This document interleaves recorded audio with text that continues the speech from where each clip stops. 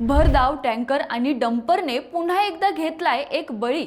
हडपसरमधील रविदर्शन चौकाजवळ गुरुवारी दुपारी सुमारे 1:45 प्रतीक शेठ वय 43 आपल्या दुचाकीवरून जात होते। मागून आलेल्या भरधाव टँकरने त्यांच्या गाडीला जोरदार धडक दिली।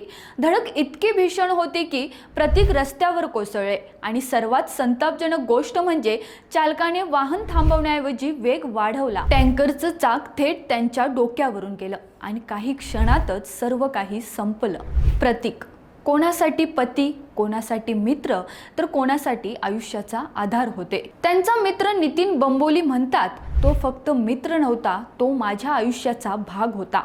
अपघातानंतर चालकाने आपले नाव अविनाश जाधव सांगितले, पण गोंधळाचा फायदा घेत तो फरार झाला।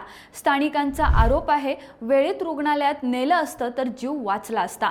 या प्रकरणात पोलिसांनी चालक आणि टँकर मालक उमेश जाधव दोघांनाही अटक केली आहे। तपासात धक्कादायक बाब समोर आली आहे, ती म्हणजे अवजड वाहन असूनही ना 360 कॅमेरा ना आवश्यक सुरक्षा उपाय। प्रश्न अजूनही तोच आहे, पुण्यातील रस्ते अजून किती बळी घेणार? प्रशासन कधी जागं होणार? एक निष्काळजीपणा आणि एक कुटुंबाचा संसार उद्ध्वस्त झालाय। रोकठोक महाराष्ट्राला सबस्क्राईब करा आणि बेल आयकॉनवर क्लिक करायला विसरू नका।